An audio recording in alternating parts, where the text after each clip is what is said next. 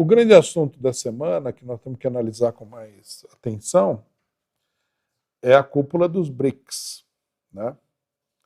Que terminou com a integração de vários países à organização, né? Irã, Arábia Saudita, Etiópia, Argentina, etc.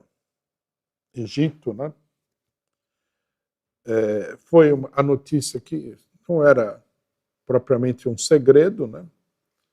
Havia a expectativa de que países seriam integrados aí, não se sabia direito quais seriam esses países, mas a notícia foi uma notícia com muita repercussão, né? Então, é necessário analisar cuidadosamente o que é que aconteceu, né, nessa cúpula dos BRICS, qual é o significado das decisões que foram tomadas e quais vão ser as consequências disso daí. Primeira coisa que a gente deve dizer é o seguinte: não há dúvida nenhuma de que os países dos BRICS decidiram dar um passo adiante no sentido da criação de um polo político mundial. Tá? Isso aí não pode... nós não podemos perder de vista isso aí. Eu vi que no Brasil, né, se estabeleceu uma versão que, na minha opinião, é a versão do Departamento de Estado norte-americano. Né? A imprensa brasileira, em geral, ela é uma espécie de boneco de ventríloco dos serviços de informação do Pentágono, do Departamento de Estado, da CIA e tal. Que é o seguinte: a coisa toda não tem maior significado, não foi nada, foi uma coisa sem transcendência, né? Os chineses foram lá e manipularam todo mundo para conseguir aí uma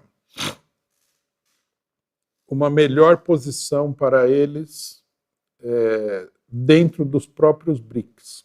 É uma bobagem essa versão. Isso aí não tem pé nem cabeça. A gente vê também a qualidade da imprensa de esquerda brasileira, né?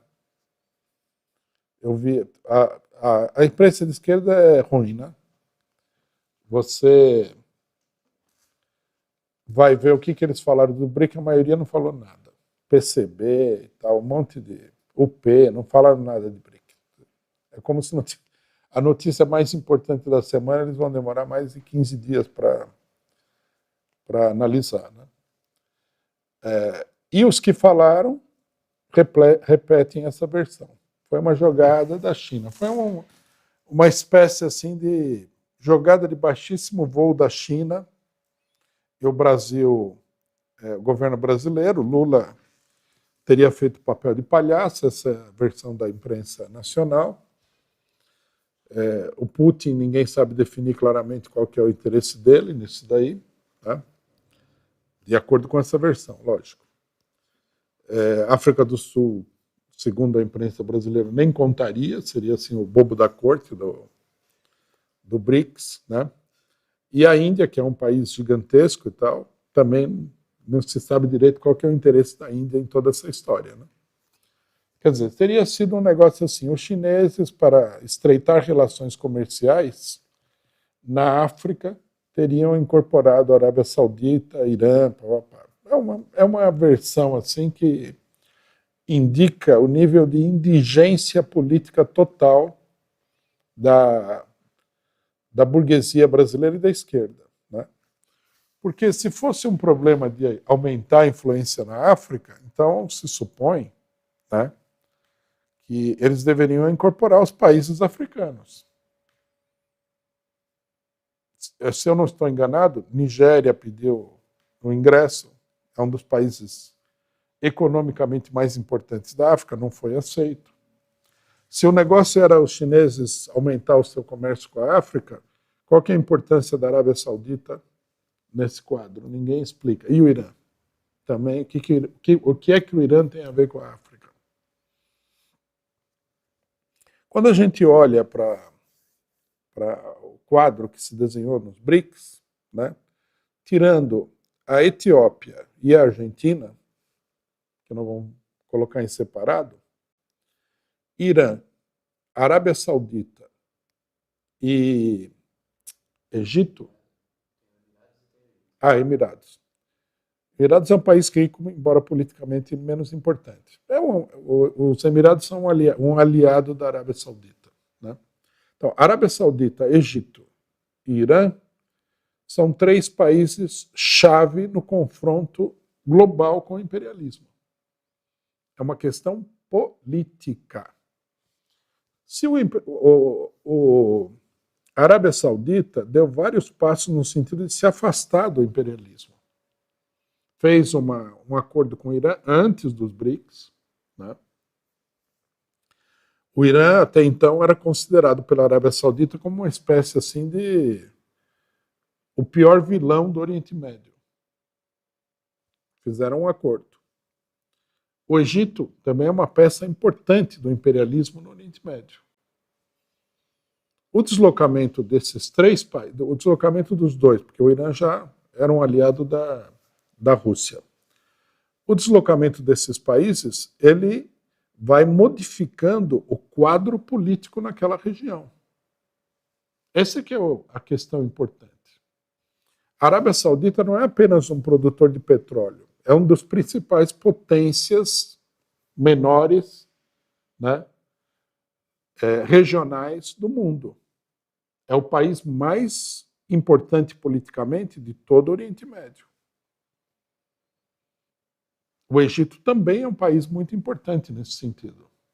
Então, quer dizer, dá para perceber que a inclusão desses países, né, é uma questão política. É a tentativa de montar um bloco político. Tem interesses econômicos? Lógico que tem. Né? Mas ressalta o fato de que essa inclusão é uma inclusão política. O que a decisão mostrou é a tentativa de criar um bloco político que faça um contraste com o bloco imperialista do G7. Então, agora você tem Brasil, Índia, Rússia e China, que são 4 dos maiores países do mundo. Você tem a Arábia Saudita, que é uma potência regional importante, e o Egito, e o Irã, que também, né, é uma potência regional importante. Então, quer dizer, no Oriente Médio, meio que a porta fica fechada para o... lógico, se isso evoluir, etc. e tal, é um isolamento do imperialismo no Oriente Médio, que é uma região vital, vamos ter claro. É uma região vital por causa do petróleo. Tem toda essa conversa mole sobre a transição verde, mas os BRICS eles não entraram nessa onda e eles estão formando um bloco que é ao mesmo tempo político, que é militar, potencialmente, tem poder militar, e também é o bloco dos donos do petróleo mundial. A questão do petróleo é uma questão econômica? É uma questão econômica, mas também é uma questão política. Eu preciso explicar uma coisa aqui que é muito importante. Por que a Rússia continua sendo uma potência mundial? Sendo que ela não é um país imperialista, apesar de toda a teoria besta da esquerda de que a Rússia é um país imperialista. Como é que ela conseguiu? Porque quando a União Soviética acabou, a economia russa desabou. Completamente. Né? Os assessores imperialistas do Yeltsin fizeram uma verdadeira limpeza na economia russa. Milhares de indústrias fecharam, foram à falência. Uma outra parte foi privatizada da maneira mais porca que você possa imaginar. Foram doadas aí a pessoas que faziam parte da corte do Yeltsin, que eram alcoólatras. Né? A coisa foi ao fundo do poço, economicamente falando, na Rússia. Então, uma coisa que ninguém explica é o seguinte: como é que o país passa do fundo do poço para ser a segunda maior potência militar do mundo? O segredo é um só, chama-se petróleo. Petróleo e gás. Quer dizer, a produção de petróleo e gás russa é tão grande que conseguiu rearmar o Estado russo, conseguiu reorganizar o Estado russo e conseguiu retomar todo o papel político da Rússia no cenário internacional. Quer dizer, a questão do petróleo nesse sentido é uma arma política. À primeira vista, né, vendo o resultado dos BRICS e tudo mais, olhando, penetrando, né, passando além das aparências iniciais da coisa, vou falar um pouco sobre isso, é que aí existe uma operação para criar um fortíssimo cartel de países relativamente poderosos, não dá para dizer que eles são mais poderosos do mundo, nada disso, mas que tem essa arma fundamental na mão, que é o petróleo. Não tem nada a ver com o negócio. A conversa toda da China é uma conversa mole. Tudo bem que a China seja importante e tudo mais, não tem dúvida nenhuma. Então, não é uma jogada da China para vender, como é que se diz? Produto eletrônico de segunda categoria. Não é isso. Para investir dinheiro aí em obras públicas, que é o imperialismo chinês é um imperialismo que investe dinheiro em obras públicas. O pessoal chama de obras de infraestrutura, quer dizer, o chinês vai lá e dá dinheiro para o cara construir uma estrada, né? Se isso daí fosse o imperialismo, o mundo seria uma maravilha, né? Imperialismo no Brasil nunca vi o pessoal investir dinheiro, nem um centavo. Eles privatizaram as estradas, mas não colocaram nenhum dinheiro nas estradas. Bom, então, quer dizer, o problema é esse daí. É um bloco político e, até certo ponto, potencialmente é um bloco militar. Os dois países mais diferentes, né, que não têm esse papel, não é a Argentina, não é a Arábia Saudita, não é o Irã, né? Não é o Egito também. E nem a Etiópia. Bom, por que Etiópia e Argentina? A gente precisa olhar para a coisa de um ponto de vista lógico. A Etiópia fica no lado oriental da África, que é, nesse momento, a região mais tumultuada de todo o continente africano, mais do que os países ali vizinhos do Níger. E o tumulto naquela região tem um motivo muito importante. Qual seria esse motivo? O petróleo. Os russos, eles têm investido pesadamente naquela região. Investido no sentido geral, não no sentido de dinheiro. Os chineses têm investido também. Há um esforço para dominar o petróleo daquela região. O Sudão e o Sudão do Sul são países que têm muito petróleo. Então, a Etiópia, nesse sentido, funciona como uma cabeça de ponte do bloco para aumentar a sua influência na África Oriental. No Sudão, nós temos praticamente uma situação de guerra civil. No Sudão do Sul também temos uma situação de guerra civil. Etiópia, Eritreia, tudo lá está convulsionado. Sem falar, logicamente, que aquela região, do ponto de vista da geografia política, ela é uma região importante porque ela é vizinha né, do Oriente Médio, onde está a maior parte do petróleo.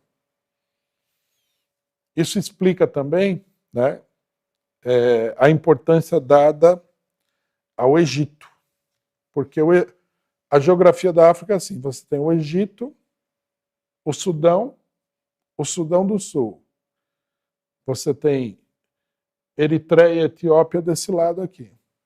Quer dizer, é toda uma configuração política e de poder. Bom, aí nós temos o caso da Argentina. É o mesmo caso. América do Sul, a Argentina é o segundo país mais importante da América do Sul. É Brasil e Argentina. O terceiro país mais importante seria o Chile. Na América do Sul, não há dúvida nenhuma de que a Venezuela é um aliado desse bloco. O Brasil está no BRICS. Aí você inclui a Argentina. Quer dizer, a Venezuela é o país produtor de petróleo, tá nesse, lógico que está nesse bloco petroleiro aí. A inclusão da Argentina mostra que as ambições políticas do BRICS, elas já apontaram claramente para a América do Sul. Não é só África, Oriente Médio e Ásia, é também a América do Sul. Esse é o motivo pelo qual a Argentina foi incluída. O que chama muito a atenção no caso da Argentina é que a Argentina acabou de realizar as eleições prévias, as PASO. E nessas eleições, os dois candidatos que tiveram mais votos foram o Milei, Javier Milei, e a Patrícia Bullrich, que são dois candidatos ferozmente neoliberais e totalmente opostos aos BRICS. Então, você olha a decisão, né, você fala, pô, o Putin, o Xi Jinping, o Lula, todo esse pessoal, no momento que eles colocam os BRICS lá em cima, está todo mundo discutindo os BRICS, é um polo, etc. e tal, vão incorporar a Argentina para perder a eleição e a Argentina sair dos BRICS. É estranho. Né? Ou a gente acredita que o pessoal não sabe o que está fazendo, que é meio difícil, né? Eu acho que eles sabem o que eles estão fazendo, ou a gente acredita que eles têm um plano para ganhar essa eleição na Argentina. Porque senão não faz sentido nenhum o que eles fizeram. Eles não precisavam fazer também. E, por exemplo, incluir a Argentina para ver se com a inclusão você ganha a eleição, também não é uma jogada muito boa. Por que você vai fazer isso daí? Porque vai aparecer como uma derrota. Né? Isso daqui coloca um problema muito complexo, político, para o Brasil e a América do Sul. O que acontece é o seguinte: a história recente da América do Sul é mais ou menos o seguinte. Aqui foi aplicada com particular ferocidade a política neoliberal. Nós tivemos todas essas figuras medonhas, Menem, o Fernando Henrique Cardoso, o cidadão da Bolívia lá, que era conhecido como El Gringo, que nem falava espanhol direito, falava espanhol com sotaque norte-americano, etc, etc, etc. Isso aí gerou uma revolta gigantesca e levou ao poder na Argentina, no Equador, na Venezuela e na Bolívia governos nacionalistas. Governos que procuraram aí nacionalizar, etc. e tal. E, finalmente, no Brasil, como um resultado mais atenuado dessa onda, o Lula ganhou as eleições também. Quer dizer, a esquerda ganhou as eleições e estava governando esses países. Num dado momento, os Estados Unidos decidiram, e o imperialismo de conjunto, decidiram organizar golpes de Estado. Deram o golpe no Paraguai, em Honduras, em vários países, derrubando os governos de esquerda, né? Em parte, os golpes começaram porque a situação econômica desses países ficou mais complicada. Mas, em parte, os golpes começaram também quando o PT tomou a decisão de expandir essa tendência para vários países de maneira mais consciente.